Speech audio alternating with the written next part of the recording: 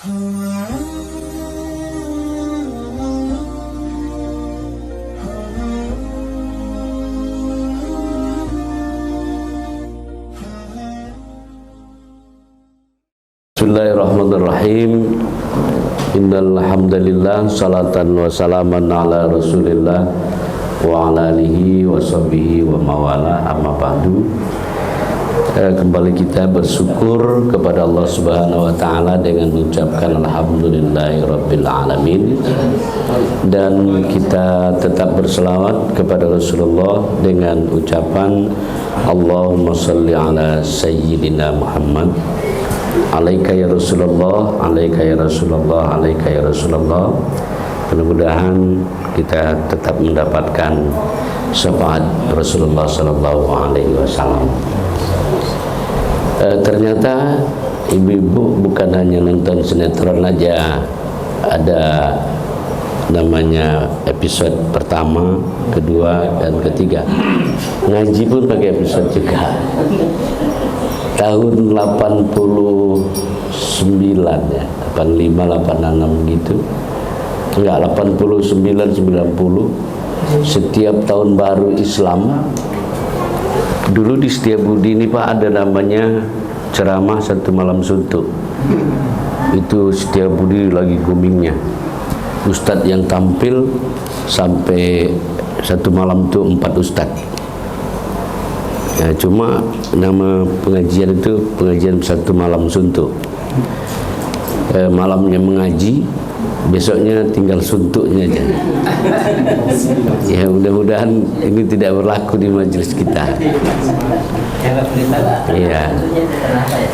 Kita lanjutkan, kita berangkat dari surah Az-Zariyat ayat 21 tadi. Wa fi anfusikum afala tubsirun. Secara tasawuf menerjemahkan ayat itu, dan akulah di dalam diri kamu itu, kata Allah, tapi tak pernah kamu pikirkan. Ayat ini sekaligus sebenarnya Allah lah yang memperkenalkan dirinya kepada kita. Kalau Allah mengatakan akulah di dalam diri kamu, maka kita pun bertanya, yang mana kau ya Allah di dalam diri kami ini? Jemaah yang dimuliakan Allah, kita mengenal Allah di sini bukan berarti kita mau bertemu dengan zat Allah. Ya, itu tolong dipahami. Dan kita mau mengenal Allah di sini bukan mencari rupa atau bentuk, karena memang kita tidak akan bisa bertemu dengan zat Allah. Karena apa? Karena zat Allah itu laisa kamislihi syai'un, berbeda dengan segala yang baharu. Jadi kalau ada tadi di awal berpikir ini ngaji-ngaji ajaib akan bertemu dengan Allah, dengan zatnya atau rupanya, itu dihapus. Karena memang jangankan kelas kita, Nabi Musa saja, Nabi Allah Musa, dia bermunajat kepada Allah di dalam doanya ingin bertemu dengan Allah. Dikarenakan memang umat Nabi Musa itu pernah ketemu dengan Musa, mereka menunjukkan, ya Musa ini Tuhan kami. Musa ada kecemburuan dalam dirinya, mereka bisa menunjukkan Tuhan, maka dia Musa bermunajat berdoa kepada Allah agar Tuhan mau menunjukkan wujudnya gitu. Tapi itu tak pernah terwujud, tak pernah terjadi. Karena memang rumusnya kita memang tidak bisa ketemu dengan zat Allah Ta'ala. Ingat itu. Kemudian juga digarisbawahi jika kita bicara tentang nanti sifat Allah di diri, tolong jangan salah memahami. Pertama, kalau kita ini jadi Tuhan, ya, tidak akan. Dengan dasar inilah saya katakan kita nggak gila mengkaji ini nanti, karena kita bukan jadi Tuhan, ya. Dan tolong juga dipahami, bukan juga nanti diri kita ini tempat Tuhan, ya. Jadi itu rambu-rambunya harus bisa dipahami. Kita bukan jadi Tuhan. Jangankan mau jadi Tuhan, saya bilang, jadi Kepling aja harus ada SK. Ini mau jadi Tuhan, kurang kerjaan itu. Nah, masuk kita ke inti. Ini betul-betul dipahami. Kata Tuhan tadi, aku di dalam diri kamu. Apanya yang di dalam diri kita ini? Itu adalah sifatnya, ya. Tolong diingat, sifat Allah itu ada di dalam diri. Tapi dipahami, kalau sifat, ya saya ulangi, sifat itu dia tidak berpisah dengan zat. Nah, ini ma'rifatnya. Kita kenal sifat Allah di diri, ya, pahami, sifat itu tidak berpisah dengan zat. Contoh, saya yakin kopi saya ini tadi ada gulanya, tapi cobalah lihat, gula itu udah nggak ada karena dikaduk, larut. Tapi sifat gula ada di dalam ini, di dalam kopi ini ada. Coba aku coba dulu biar tahu. Manis.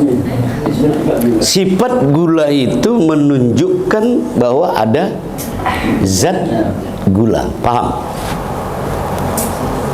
Paham itu kan? Nah, jelasnya begini. Kata Nabi, kalau kamu tidak mengenal zat Allah, tapi kamu harus mengenal sifat Allah, karena sifat itu tidak pernah berpisah dengan zat. Jadi dengan kita mengenal sifat Allah di diri, itu maknanya kita sudah bertemu dengan Dia. Dan tolong ke depan ini kita koreksi ibadah kita, terutama sholat. Yang kita saksikan di dalam sholat bukan lagi Tuhan hayalan, tetapi yang kita musyahadahkan, yang kita saksikan, sifat itulah yang kita saksikan. Itu liqa'a Rabbi, itu makna kita sudah ketemu dengan Dia melalui sifatnya. Maka dikatakan, ya, hadis al-insanu sirri wa sirri.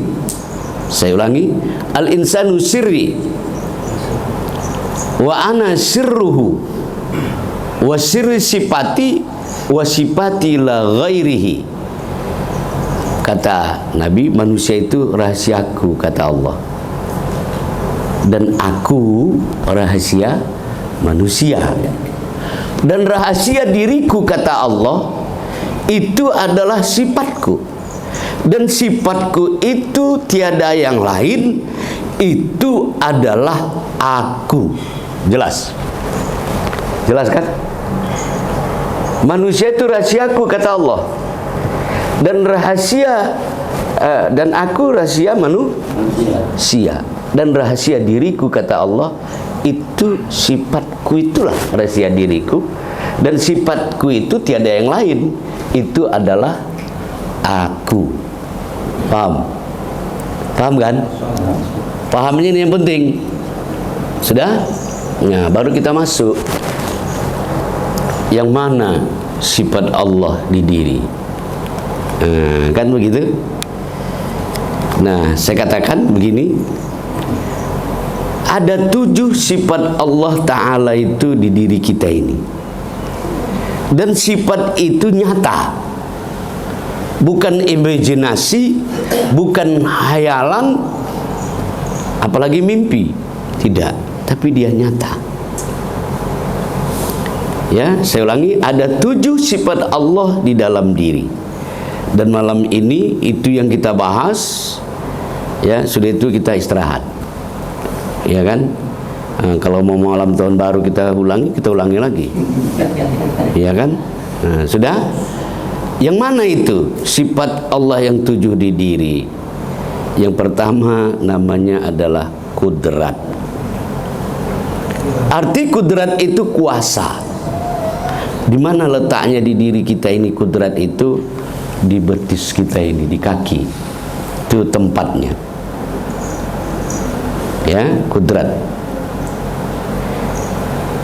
Makanya kalau kita sholat, ya, kalau yang dia rasa yang berdiri itu adalah kakinya atau keakuan kita yang berdiri, batal itu sholat.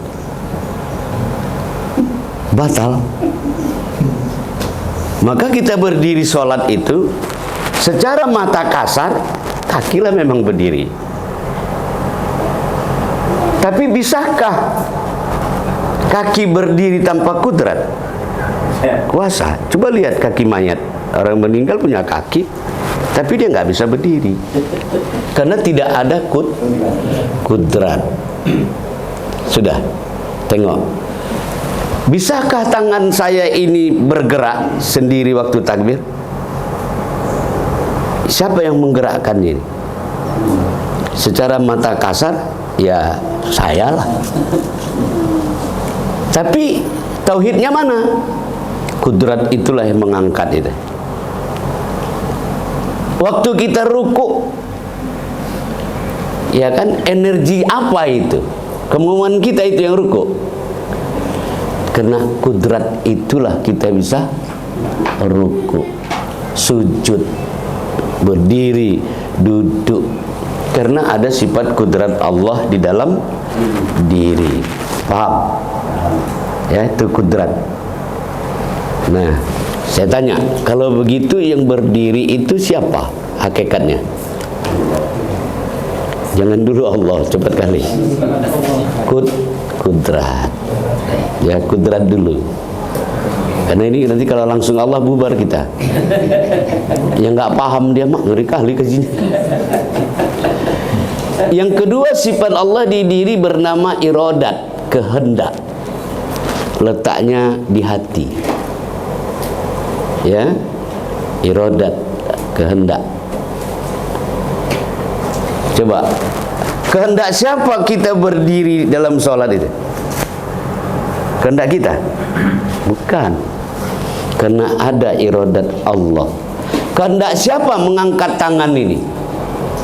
Kalau kehendak kita, kesadaran kita yang mengangkat kehendak kita, jangankan pahala dalam sholat yang dicari, malah dosa yang didapat. Karena keakuan, nafsu. Iradat itu sifat Allah. Ingat ya, itu bukan kita punya. Ini yang dititipkan Allah. Kudrat, iradat, 2. Yang ketiga sifat Allah di diri bernama alim. Letaknya di kepala ini. Alim. Pernah nggak jemaah dimuliakan Allah, kita duduk begini, ingat kita. Coba pandang, ingat itu sifat alim Allah. Coba ini sedap nih. Yang ingat itu, ingat. Kita kan kalau mengingat yang dalam pikiran kita kan isi ingatan. Iya kan? Coba sekarang usah isinya yang diingat, tapi yang dipandang itu ingatan itu. Itu aku itu kata Tuhan. Melalui sifat alim. Makanya itu dipesan ketika bayi, amin, mau dilahirkan 9 bulan 10 hari, kata Tuhan itu, ingat kau ya aku. Ingat aku. Dan ketika Nabi Adam pun dulu diciptakan Allah, itu juga, Adam, kalau kau nanti udah di dunia, ingat aku ya, ingat aku. Bahkan ayat Al-Quran banyak bilang, fazkuruni azkurkum, siapa yang ingat kepadaku, aku ingat kepada dia. Sebenarnya ingat itu pun sifat dia di diri, tapi dalam bentuk alim. Ya, aku nggak mau ya, udah kuajarin ini. Spirit tauhid itu tidak terlihat dalam kehidupan kita sehari-hari. Nggak izin aku. Ya, tapi sifat ini kita bongkar, spirit kerja kita semakin meningkat, kepercayaan, keyakinan semakin tinggi. Kalau nggak begitu, apa perbedaan kita sama orang kafir? Ya, ini saya ingatkan, bukan Pak Fajar bisik-bisik sama aku sana tadi, nggak ada bawa misi. Ya kan, daripada curiga kan harus kubilang aja langsung. Jangan ada misi, ini kan gitu kan. Ya, mau saya ada apa dusta di antara kita. Nah, udah. Berapa udah sifat Allah di diri? 3. Yang keempat, sifat Allah di diri kita ini bernama sifat hayat. Arti hayat itu apa? Hidup. Di mana letak sifat hayat di diri? Peganglah hidung tuh. Turun naiknya napas kita ini, itulah sifat hayat Allah. Dan ini panjang pembahasannya. Ya, kalau dibahas, di antaranya turun naiknya napas kita ini adalah berupa zikir zat namanya. Ketika dia naik gini, hu, begitu dia turun bunyinya Allah. Jadi hu Allah, itulah bunyi turun naiknya napas kita itu. Kalau orang tak tahu kajinya ini, tak diamalkannya, itulah payah mati itu, ngorok di sini napas itu. Tapi kalau sudah tahu kaji begini dan kita sadari turun naiknya napas itu zikir, nanti kalau dia mau pulang aman. Kenapa? Karena dia sudah kenal gitu. Hayat, hidup. Ya. 4 ya. Yang kelima, sifat Allah di diri kita ini basar, mendengar. Kuping ini hanya alat. Sama. Ya, diletaknya di kuping. Arti sama itu mendengar. Kuping ini hanya alat. Yang mendengar itu sesungguhnya sama. Sifat Allah itulah yang mendengar. Dah, agak lihat sikit. Yang keenam, basar, melihat, sifat Allah. Yang keenam, di diri basar, yaitu letaknya di mata, melihat. Ya, kita kajinya jangan terus naik ya, pelan-pelan dulu. Karena kalau ini aja pun udah ada yang bingung. Loh, kok tahu Ustaz? Nampak kok dari mukanya. Yang mana orangnya? Ya, ngapain ditunjuk? Masalah nanti. Iya kan? Yang ketujuh, sifat Allah di diri bernama kalam. Letaknya di mulut. Sudah. Pertanyaan. Sudah tahu kudrat, iradat, ilmu, ayat, sama, basar, kalam. Itulah sifat Allah di dalam diri. Tempatnya pun, ya Tuhan, alhamdulillah malam ini kami sudah tahu. Sudah jumpa sama sifat Tuhan? Ya Pak Amin kan bolak-balik ngaji ya, cepat jawabnya. Sudah jumpa sama sifat Tuhan? Nah, ini kan bukti kan? Ngantuk ngaji satu malam suntuk. Kan sudah ketemu kan dengan sifat Allah di diri? Sudah. Itu kan kalimatku, sudah ketemu dengan sifat Allah di diri, bisa tahu. Kalau aku bilang kalimatnya gini, udah jumpa sama Allah? Kamu bilang apa? Apa jawabannya? Kalau tadi kan kalimatnya sudah ketemu dengan sifat Allah di diri, sudah. Kalau kurombak pertanyaannya seperti yang Bapak bilang tadi, Allah gitu kan. Sudah ketemu dengan Allah? Tadi kan udah saya bahas bahwa sifat tidak berpisah dengan zat. Harus ngaji hakikat ini, harus berani, harus yakin, nggak bisa ragu-ragu. Nah, makanya nanti Pak Fajar nggak usah kalau ditengok ada kawan-kawan kita ini yang agak-agak malas dia misalnya begitu mengaji, nggak usah dipaksa. Itu pasti dieliminasi Allah itu memang. Tereliminasi dia. Iya. Karena mengaji ini, ngaji yang ini memang dipilih Allah. Jangan Bapak Ibu berpikiran yang tamatan Timur Tengah, kuliah dia sampai 15 tahun, 20 tahun, ya sampai unta di Arab tuh kenal sama dia. Kan gitu. Tahu dia kaji nih? Belum tentu. Belum tentu. Ya, bisa-bisa orang di kampung-kampung, ya kan, yang penampilannya memang orang kampung, tapi ilmu itu ada. Karena ilmu ini ilmu hidup. Hidupkan ilmu ini, nanti kita akan sering ketemu kok. Nah, itu ya. Sudah tahu sifat Allah di diri? Sudah? Nah, sifat kita mana? Itu kan sifat Allah. Itu sifat Allah, bukan sifat kita. Kita kebalikan dari itulah sifat kita. Apa itu? Kalau Allah kuasa, kebalikannya apa? Lemah. Kalau Allah berkehendak, kita tak punya kehendak. Itu dicatat itu. Ya. Kalau Allah mengetahui, sifat kita apa? Bodoh. Kalau Allah hidup, kita mati. Kalau Allah mendengar, kita peka. Kalau Allah melihat, kita buta. Kalau Allah berkata-kata, kita bisu. Nah, cuma kan begini dosa kita. Kenapa kita wajib belajar tauhid? Setahu kita sebelum mengaji ini, sifat 7 itu ya kita klaim sifat kita. Iya enggak? Iya enggak, Bu? Sebelum kita mengaji, kita bilang sifat 7 itu kita punya. Sudah? Itulah selamanya. Contohnya apa? Dalam kehidupan sehari-hari, kita bilang kitalah yang sholat, ya kan? Kitalah yang haji. Kan keakuan semua.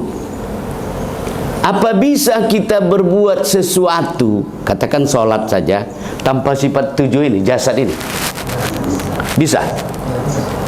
Karena jasad tadi adalah la qadirun wala muridun wala alimun wala hayyun wala samiun wala basirun wala mutakallimun. Jasad ini lemah, tak berkehendak, bodoh, mati, peka, buta, ya, bisu. Iya kan? Itu jasad ini. Kalau begitu, yang aktif di diri kita ini, yang tak bisa kita ingkari, jasad atau sifat yang 7? Oke. Ya, ini mencepat sedikit jawabannya. Kalau begitu, yang selamanya ini sholat kita atau dia? Hah? Ya, bilang dianya janganlah rapat gigi pula, Pak. Kayak ragu-ragu. Yang sholat, yang selama ini kita sholat, yang kita berharap nanti mati dikawani sholat itu, ya, si jasad ini yang sholat atau yang 7 itu yang aktif? Yang 7. Bisa ini kita kerja besok, kalau satu sifat aja ditahan Allah, diambil Tuhan malam ini sifat kudrat, kuasa. Jadi apa kita? Lemah. Nggak bisa kerja. Nah, kalau begitu, nyata nggak sifat Allah di diri? Nyata. Nyata siapa itu? Nyata Allah. Nyata Allah. Cuma ketika kita katakan nyata Allah, kan begitu, ini tidak perlu diekspos. Cukup kita yang yang tahu. Inilah maka dikatakan ini kaji hakikat. Sudah paham? Sudah, besok nggak usah cerita di luar sana. Haram kita bercerita tentang itu bagi orang yang nggak paham. Kenapa bisa menjadi fitnah? Oh, ngeri kali orang itu satu malam ngaji langsung ngejumpa sama Tuhan. Kan gitu penafsirannya, Pak. Nah, kalau begitu, yang sholat selamanya ini, kalau kita tidak mengatakan dialah yang sholat, si jasad ini dia yang mengatur, karena diri kita kan kebalikan tadi, kan paham kan? Ya, maksudnya begini, coba belajar melihat diri yang tak ada, lemah, tak berkehendak. Tengok itu dulu, ya kan? Kalau udah kita tengok sifat kehambaan namanya lemah, tak berkehendak, kan begitu. Lantas yang nyata ini nyata siapa? Kan begitu kan? Nyatanya dia. Nyata dia siapa? Kita main buka-bukaan aja lah ya. Tapi kalau gamang nanti bilang gamang, bilang gitu. Iya kan? Nyata siapa ini sekarang? Aku ambil contoh gini aja lah biar sedap. Hayat itu tadi kan sifat Allah, ya kan? Hidup artinya. Sekarang yang hidup di diri kita ini, kita atau Allah?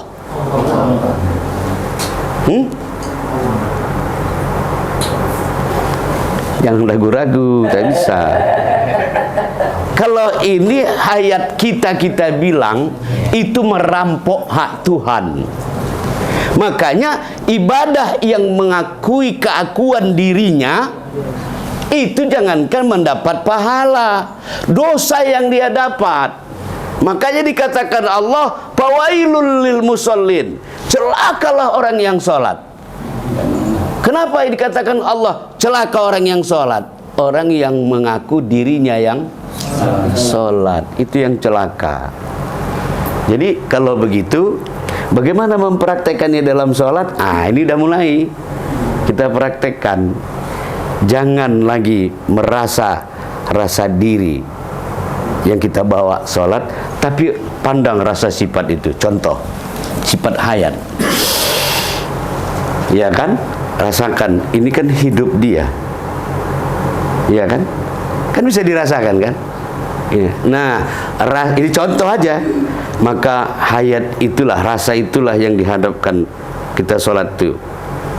Sifat itulah yang kita perhatikan dari awal sholat sampai akhir sholat. Bisa dipahami itu?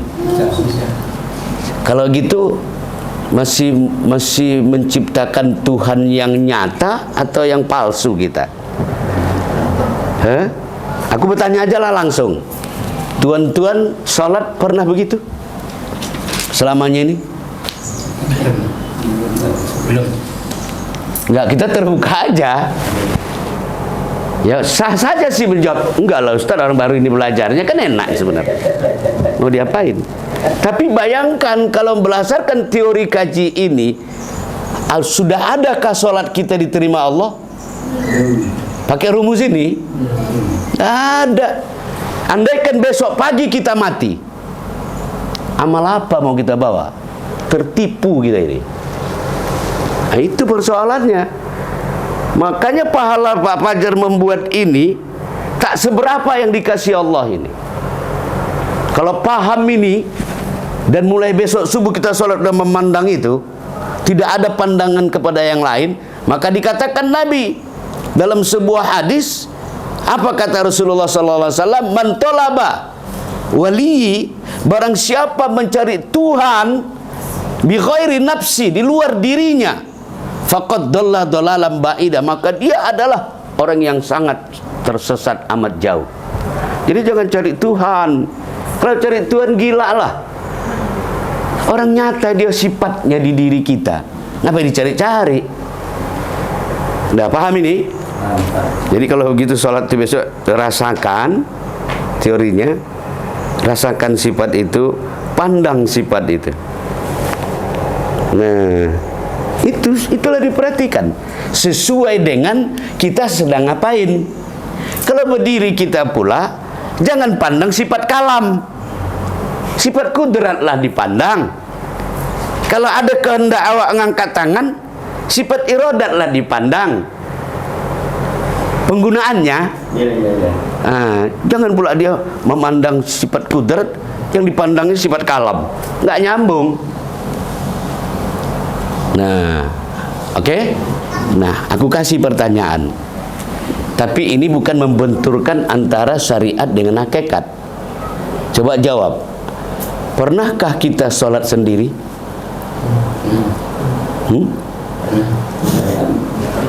Pernahkah kita sholat sendiri? Menurut kaji nih. Tidak. Nah, mana makmum?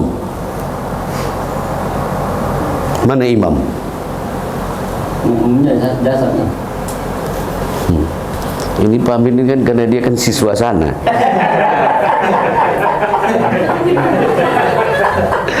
Enak dia menjawab. Imamnya Allah. Sifat itulah imam, jasad ini makmum. Makanya tak pernah kita sholat sendiri. Tapi dengan paham begini, jangan besok tak lagi ke masjid berjemaah. Asik sendiri aja dia. Tapi kalau ada kita lihat orang dia sholat sendiri kok nggak ke masjid, jangan diprotes. Ada alasan itu. Mau alasannya? Kata Imam Ghazali, ya, manusia yang dikatakan manusia, kalau dia tahu sifat Allah di dalam dirinya, itulah dikatakan manusia. Kalau begitu, sebelum kita tahu tadi, kita ini apa? Bukan manusia. Kalau bahasa premannya kan binatang gitu kan. Alhamdulillah kita jadi manusia malam ini, karena kita sudah tahu sifat Allah di diri. Makanya Imam Ghazali itu pernah sholat berjamaah sampai di masjid dia pulang. Ditanya jemaah, kenapa Tuan Guru pulang dari orang bersih sholat, Tuan nggak jadi berjemaah? Oh iya, kata Imam Ghazali, kulihat sholat di masjid itu mulai dari imam sampai makmum binatang semua. Dilihatnya binatang. Kenapa? Karena yang sholat di situ semua keakuan, tak kenal dia siapa yang sholat di dalam dirinya. Nah, binatang itu. Loh, kenapa begitu? Itu dasarnya al-insanu sirri wa ana sirru. Manusia itu rahasiaku. Artinya apa? Yang dikatakan manusia itu yang tahu dia ada rahasia Allah, sifat Allah di dirinya. Nah, coba kita lihat. Kalau sifat kudrat tak ada, sifat iradat tak ada, sifat alim nggak ada, kan begitu? Yang 7 itu tak ada di diri kita. Kira-kira simpulnya kita apa namanya? Hah? Mayat, bangkai. Iya kan? Nggak ada sifat yang 7 itu, ya udah, tengoklah mayat tuh. Badannya, matanya ada, semua ada, lengkap, terkecuali orang mati jatuh dari pesawat. Iya kan? Yang dampak dengkulnya aja. Orang takziah hanya jarah nengok dengkul aja. Habis itu yang dapat, Pak. Udah alhamdulillah itu. Iya kan? Kira-kira kalau orang tak punya sifat Allah itu hina atau mulia? Hina. Hina ya? Jadi kenapa kita begini nih jadi mulia? Kan mulia kita ini kan? Karena ada sifat itu di jasad ini. Kalau nggak ada itu, Pak, aduh, mayat lah. Mana ada penghormatan sama ini mayat? Ditanam. Coba, kayak ini polisi digali lagi balik, dipereteli lagi balik. Coba kalau dia masa dia hidup dengan pangkat dia itu, ya kan? Jadi sadarilah bahwa sifat Allah itulah yang membuat kita mulia. Maka dengan malam hari ini kita memahami sifat Allah di diri itu, muliakan itu, pasti kita mulia.